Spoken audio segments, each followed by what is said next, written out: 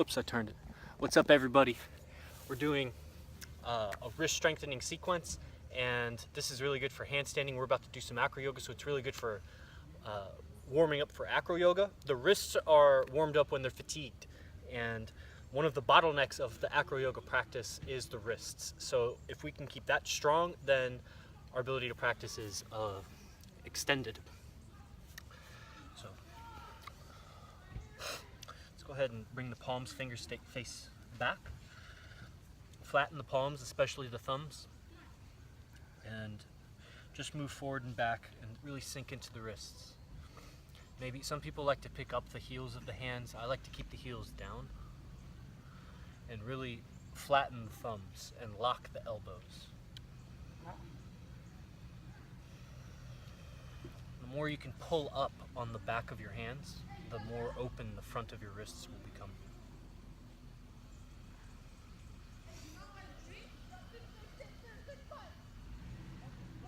This is kind of an awkward but also signature movement. So if we do like knees close together in a tabletop and then practice retraction and protraction of the scapula.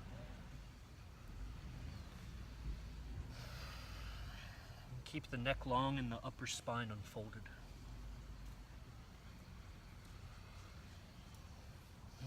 Feels so good. Flip over to the back of the hands, and it's just the same thing in reverse, so really flatten the back of the thumbs. Lock the arms. That's hard. I like to turn my, internally rotate my humerus. Oh. That makes it feel better on my forearms, my wrists. Okay. And then a similar thing, you put as little or as much weight on your wrists as you like, and then retraction, protraction.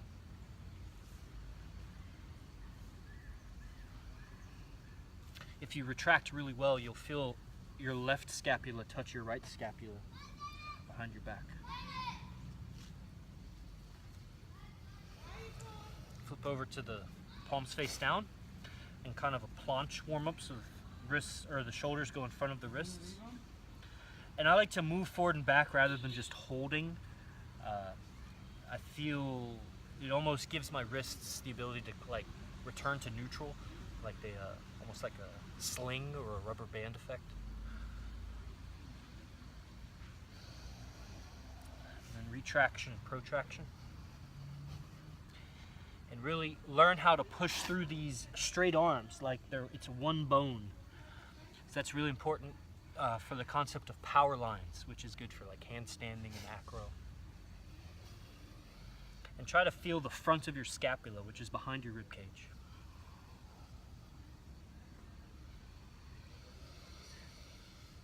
And then internally rotate the hands and arms. And flatten the thumbs.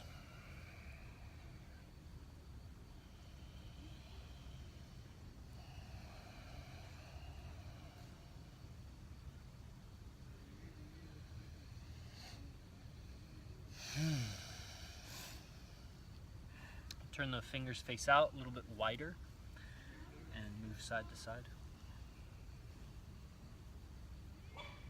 I like to think about like pushing off of one hand to push my body to the other side.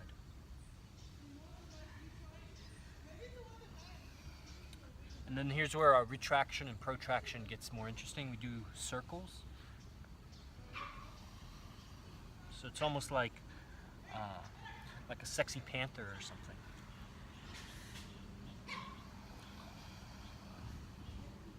Try to make it happen all in the shoulder girdle, none in I don't want the spine bending. And go in the other direction. Keep the elbows locked. So it all happens in the scapula. It's a drill really for the intelligence of the scapulas.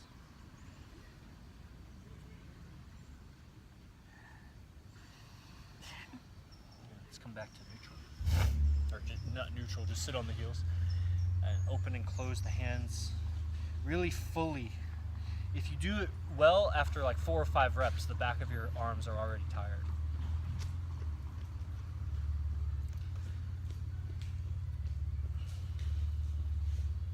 It's really good because, you know, the wrists, even in just like a vinyasa or ashtanga practice, your wrists are always in extension, and there's rarely any strengthening of the wrist extensors, so it's kind of not a good combination. it's like we keep elongating our hamstrings, but there's no strengthening of the hamstrings, so then that's a problem. It creates problems. Oh, yeah. Oh man, I feel it. Yeah, shake it out and make fists and go. I like to have thumb on that first or that second knuckle of the first finger, but you can put the thumbs anywhere. And just go side to side. You'll notice one forearm gets tired first, or they might get tired in different locations. That's a clue.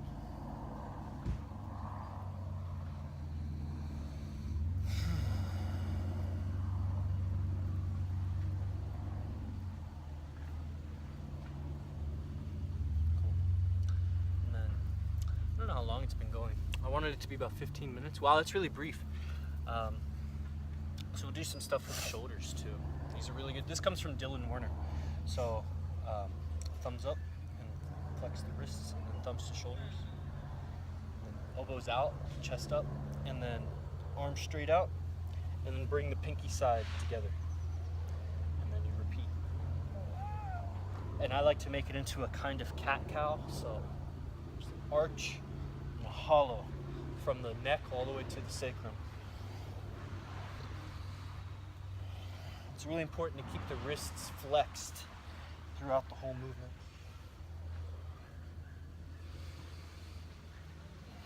And I'm looking to clarify the shape of my shoulder blades in my mind.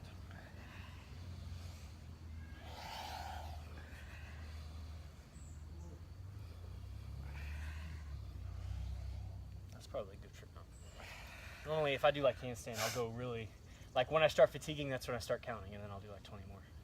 You know, but that's like Muhammad Ali training. Like we don't have to do that right now. And so there's maybe just a little for the fingertips. And so I really like this coming up to the fingertips, but a lot of people, they collapse. You might not be able to see in the video, but a lot of people will collapse. And I mean, that's easy. You can like lift your whole body on that. But I want to have an engaged kind of claw. Like, so each knuckle, none of my knuckles, I'm like not collapsing into ligaments, you know? Yeah. So that takes a moment to really set that up and figure out what that feels like, even the thumbs. And then once you have that, then keep that pressure on the fingertips, but go down to the palms. So the palms go flat. And then this is the movement, is an up, and then an up, and a down, and a down. And then up the other way, and then down and down. Come on.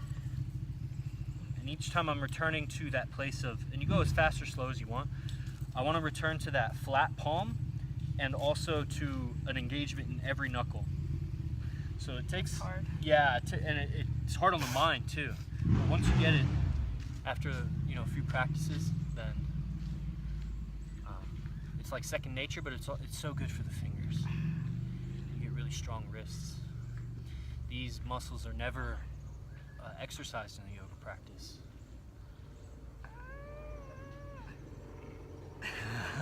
I'm double jointed, so they like. Oh yeah. Yeah, and you can always do less weight on the hands. And I think it's really important to have straight arms when you do this too. Oh. I'm just gonna do a few more. It's already burning pretty good. So that's probably good. Burning my brain.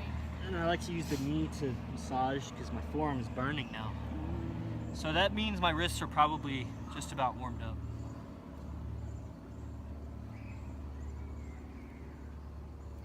Wow. Feels good, right? Yeah. Those knee. You gotta be careful, especially really close to the wrist. You can put too much pressure. But yeah, this is all really good stuff. I've always wanted to work out my wrists. There you go. Yeah. Very fortuitous. We do this today. Yes.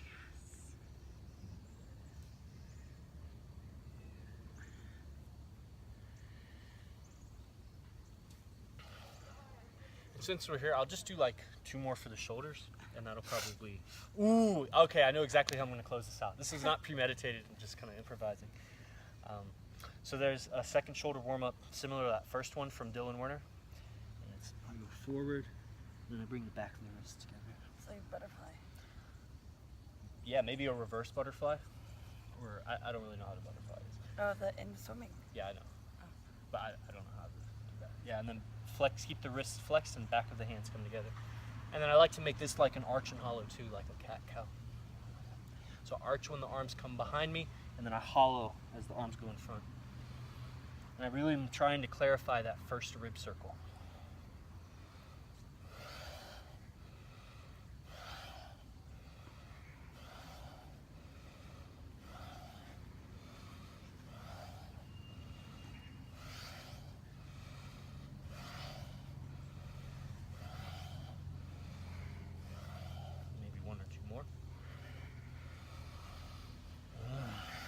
Feels so good.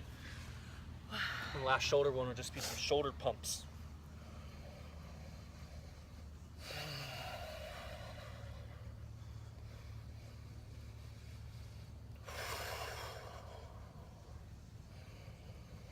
I'm looking for a posterior tilt in my scapulas.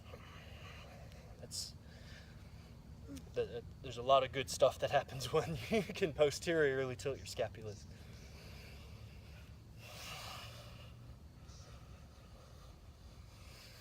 Oh, yeah, okay. And just kind of cool it down with some nerve tensioning on like the brachial plexus. So fists, fingers, thumb to the third finger, wrist flexion, internal rotation, and then drop the shoulders. And you're looking for that soothing nerve sensation. It should feel stimulating but not painful.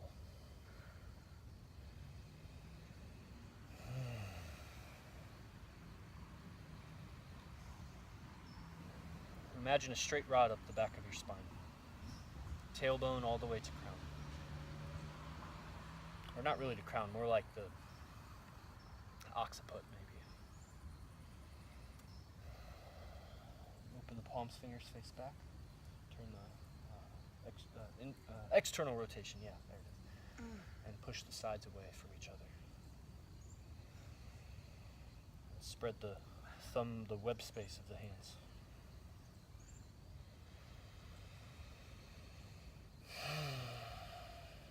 I got a skeleton, I told you that? Mm-hmm. I didn't realize how big the caracoid process was on the scapula. It's really pronounced. I was like, all these skeletons are wrong, and then I got it, and I was like, oh, I think it may be. So bend the elbows and try to pull the elbows away from each other and almost reach the heels of the hands to the jaw.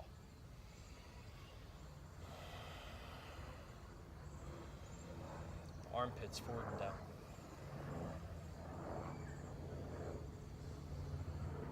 Last one, hands, same orientation, it's just, what is this, internal rotation with the humerus, pronation at the forearm,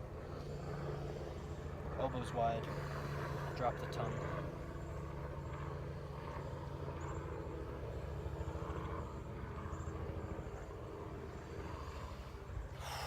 Wow, that was good. Wow. Namaste, CJ. Namaste. And I hope you guys enjoyed it. Share it if you think this is helpful for anybody. Ninth limb. Boom.